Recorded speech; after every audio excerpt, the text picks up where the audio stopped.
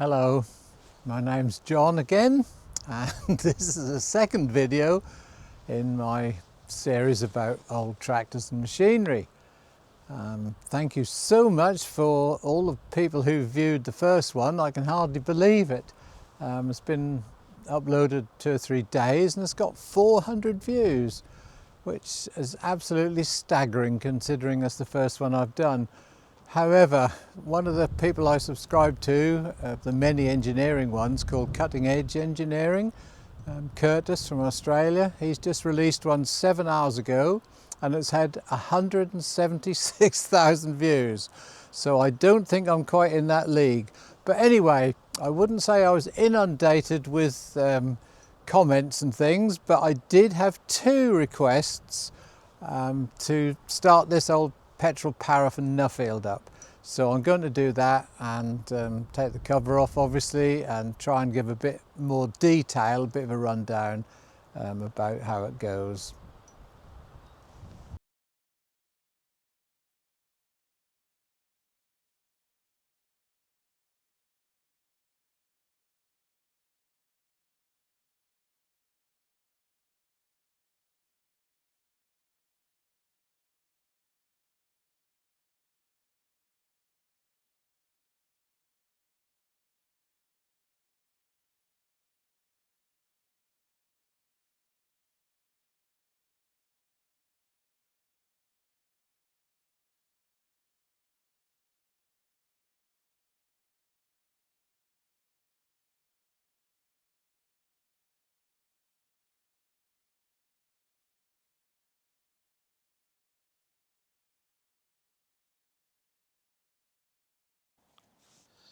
Right, the cover is off, so let's see if it'll start. Let's take off the protection of the temperature gauge.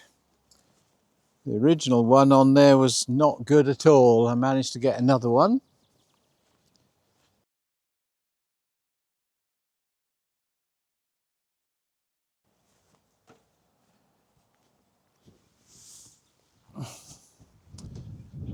Put some petrol in.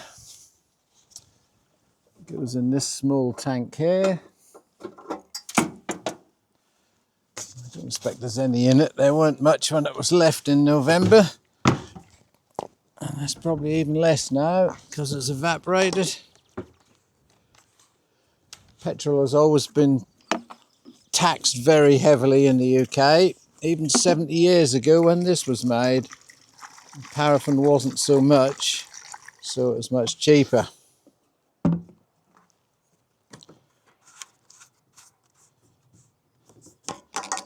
And of course still the same today. Although no doubt it will be banned eventually altogether.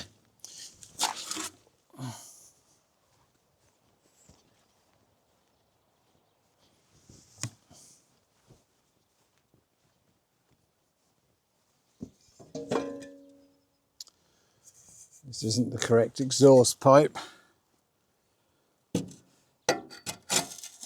But that's what came on it, so that's what's still on it. Let's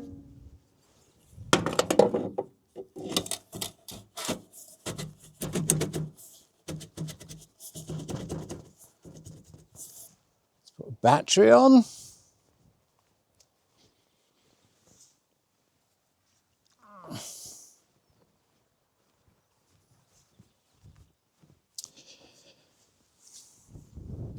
This little battery came with the last Fordson that I bought.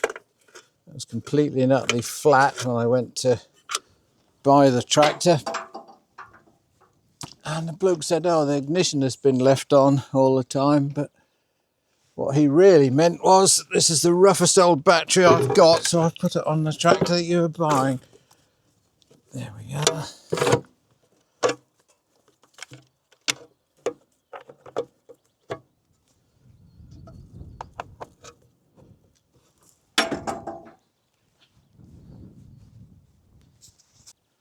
Just check the oil.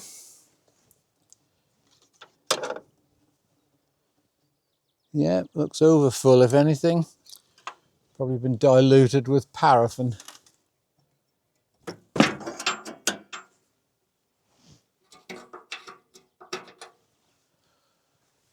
Check the water and then we'll go for a start. Yeah, that's fine. These old tractors obviously had two fuel tanks. The bigger one on the right there is for paraffin, and there's a smaller one which I've just topped up with the petrol.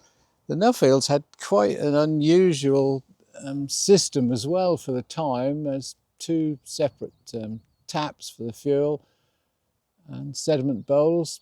And the carburetor was different to most. Most of them you used to have to drain the float to get the paraffin out when you're starting from cold and then fill it up with petrol. But this one has a control on the side which sucks petrol from the side, so it's all done automatically on what the equivalent of the choke would be. Recently made this for it, which is a heat shield, and that controls the flap, which you can put up and down depending on how hot conditions are and how hot the engine is. Anyway, we'll go for a start. So to start them from cold, the throttle has to be completely shut, shut further than the idle position. And this is to stop paraffin being sucked into the engine, and just only petrol allowed in. So choke fully out and we'll let go. Not too much of a hurry. That's because I haven't turned the fuel on. That would help a lot, wouldn't it, if I turned the petrol on? What an idiot.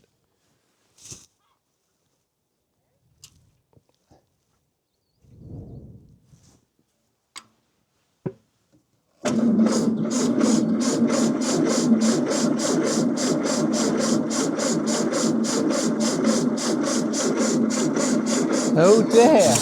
Oh.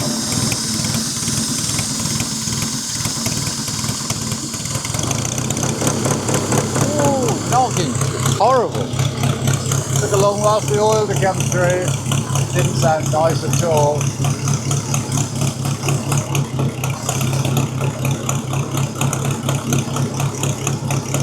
Now all we need to do is get it warm, and that should eventually switch over on the paraffin to make sure that the radiator blind is shut, which prevents air being drawn through it so it heats up faster.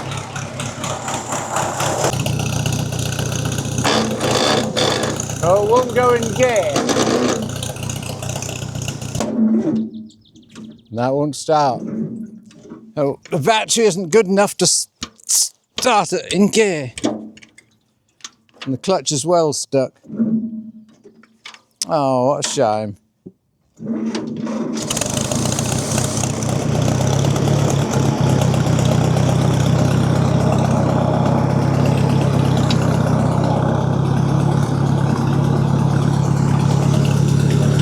That's better, we're all right now. I soon freed it off.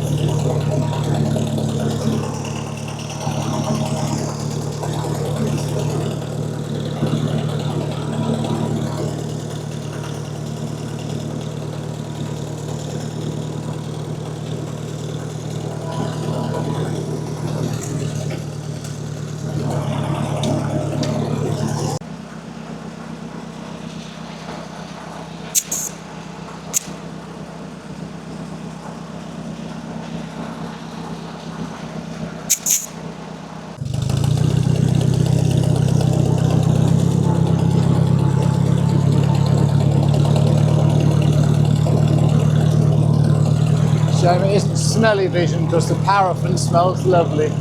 Right, well, we're nicely warm and on paraffin now. Sounds a treat ticking over, doesn't it? We're just going to put it through its paces going up this small hill. If I can start off in top, that is. And my poor wife can hold on to the mudguard without falling off and jiggling the camera about. Are you alright then? There we go.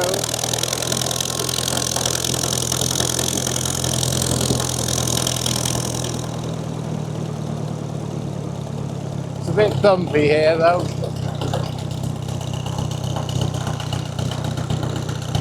Yeah, that's brilliant, that'll do. Yeah, it's a shame it hadn't got any oil pressure. It obviously drained back through the pump standing all that while, but now it's got reasonable pressure even at tick over. So that's the M4. Had its first run for several months.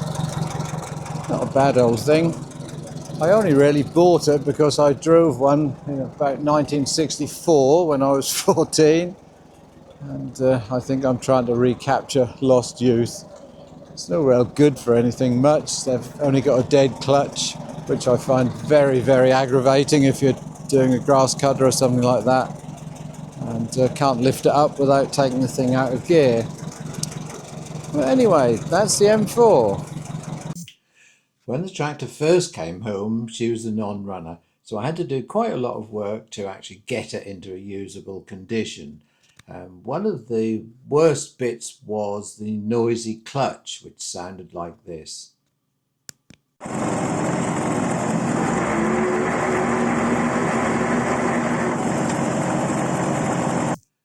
The clutch is quite easy to get to on these models. The tank and steering column and the top cover for the clutch all comes off in one bit, and so it was quite easy to do. The reason for all the noise was a broken pilot bush.